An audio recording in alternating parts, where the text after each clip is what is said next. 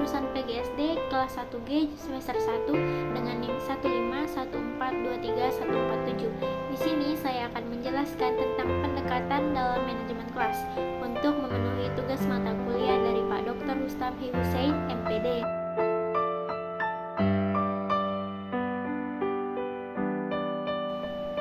Pendekatan otoriter dalam pengelolaan kelas bertujuan untuk mengontrol tingkah laku peserta didik sesuai yang dikehendaki oleh guru. Peran guru dalam pendekatan ini yaitu menciptakan dan mempertahankan kedisiplinan peserta didik.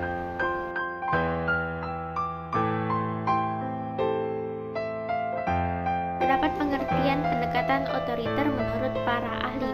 Menurut Rasdi, pendekatan otoriter memandang bahwa manajerial kelas sebagai suatu pendekatan mengendalikan perilaku peserta didik oleh guru. Pendekatan ini menempatkan guru dalam peranan menciptakan dan memelihara ketertiban di kelas dengan menggunakan strategi pengendalian. Tujuan guru yang utama ialah mengendalikan perilaku peserta didik. Guru bertanggung jawab mengendalikan perilaku peserta didik karena gurulah paling mengetahui dan berurusan dengan peserta didik. Tugas ini sering dilakukan guru dengan menciptakan dan menjalankan peraturan dan hukuman. Selanjutnya, pendekatan otoriter menurut Maman. Menurut Maman, pendekatan ini memandang bahwa manajemen kelas adalah proses mengendalikan perilaku peserta didik dalam posisi ini. Dalam pendekatan ini, peranan guru adalah mengembangkan dan memelihara aturan atau disiplin di dalam kelas.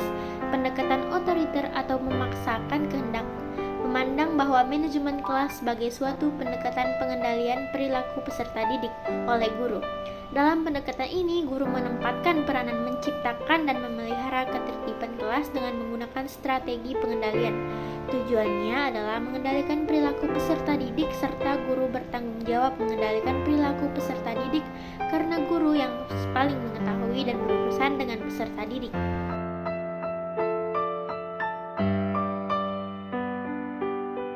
Pendekatan intimidasi bermaksud untuk mengontrol tingkah laku peserta didik selama proses pembelajaran. Namun, perbedaannya pendekatan ini dilakukan dengan cara memberikan ancaman kepada peserta didik, misalnya melarang ejekan, sindiran, dan memaksa. Pendekatan ini dilakukan ketika kondisi kelas benar-benar sudah tidak dapat dikendalikan. Jika seorang guru masih mampu memecahkan masalah dengan pendekatan lain, maka pendekatan ini dapat ditangguhkan. Penggunaan pendekatan ini hanya bersifat pemecahan masalah secara sementara dan hanya menangani gejala masalahnya, bukan masalah itu sendiri. Kelemahan yang timbul dari penerapan pendekatan ini adalah tumbuhnya sikap permusuhan dan hancurnya hubungan antara guru dan peserta didik.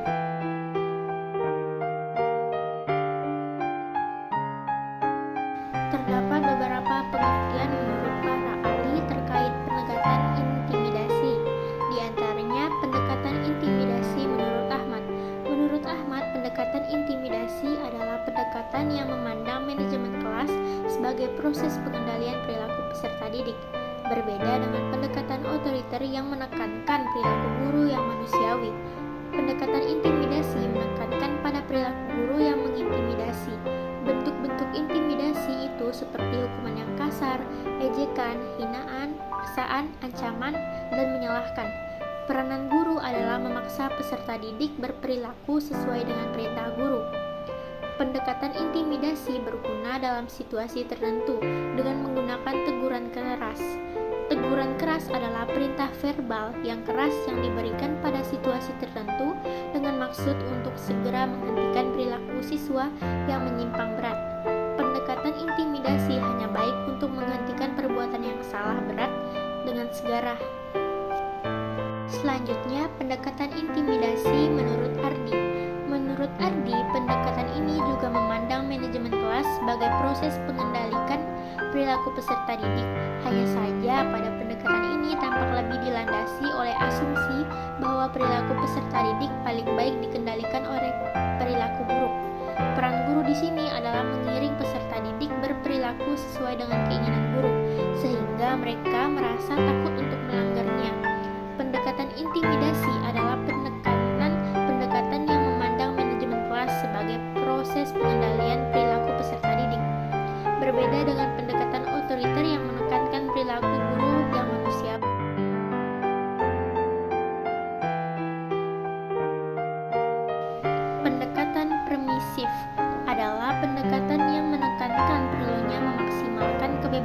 peserta didik.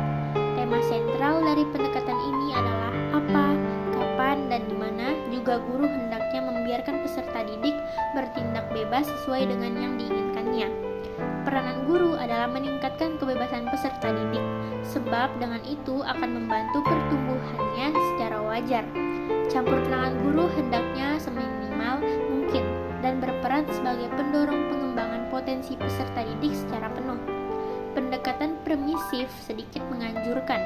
Pendekatan ini kurang menyadari bahwa sekolah dan kelas adalah sistem sosial yang memiliki pranata-pranata sosial. Perbuatan yang bebas tanpa batas akan mengancam hak-hak yang lain. Ada dua bentuk pendekatan dalam pelaksanaan pengelolaan kelas yang menitik beratnya segala inisiatif dan kegiatan pada diri siswa, yaitu pertama adalah tindakan pendekatan pengalihan dan pemasa bodohan merupakan tindakan yang bersifat permisif. Dari tindakan pendekatan ini muncul hal-hal yang kurang disadari oleh siswa, diantaranya 1. Meremehkan sesuatu kejadian atau tidak melakukan apa-apa sama sekali. Kedua, memberi peluang kemalasan dan menunda pekerjaan. Ketiga, menukar dan mengganti susunan kelompok tanpa melalui prosedur yang sebenarnya. Selanjutnya yang kedua, pendekatan membiarkan dan memberikan kebebasan. Dalam pendekatan ini, pengajar memandang siswa telah mampu melakukan sesuatu dengan prosedur yang benar. Biarlah mereka bekerja sendiri dengan bebas. Demikian pegangan pengajar dalam pengelolaan kelas lebih kurang menguntungkan lagi kalau selama proses belajar mengajar siswa bekerja sendiri. Pengajar juga aktif mengerjakan tugasnya sendiri.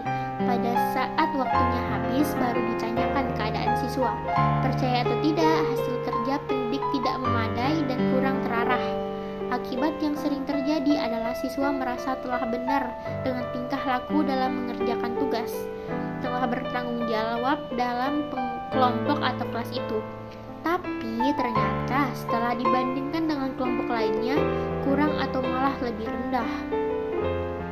Kedua pendekatan ini kurang menguntungkan tanpa kontrol dan pengajar bersikap serta memandang ringan terhadap gejala-gejala yang muncul. Pendekatan ini tidak produktif diantaranya di lingkungan sekolah dan kelas. Guru disarankan agar memberikan kesempatan pada siswa untuk melakukan kegiatannya sendiri apabila hal itu berguna. Oleh karena itu, banyak pendapat yang menyatakan bahwa pendekatan permisif dalam bentuknya yang murni tidak produktif apabila diterapkan di dalam kelas. Namun, disarankan agar guru memberikan kesempatan pada peserta didik melakukan urusannya sendiri apabila hal itu berguna. Dengan demikian, guru hanya dapat menemukan cara untuk memberikan kebebasan sebesar mungkin kepada peserta didik di suatu sisi. Di sisi lain, tetap dapat mengendalikan kebebasan itu dengan penuh tanggung jawab.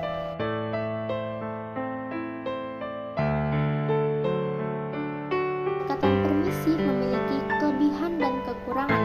Kelebihannya yaitu siswa diberi kebebasan di dalam suatu proses agar mereka dapat mengembangkan potensi yang ada di dalam dirinya.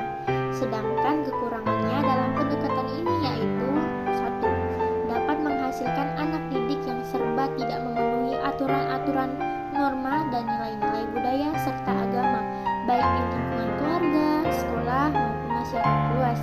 Kedua, pendekatan ini bertentangan dengan makna pengelolaan itu sendiri. Di dalam terkandung unsur pengaturan. Ketiga, akan dapat menciptakan masyarakat yang serba bebas. Sekian dari saya, lebih dan kurangnya saya mohon maaf. Wabillahi taufiq wal hidayah. Wassalamualaikum warahmatullahi wabarakatuh.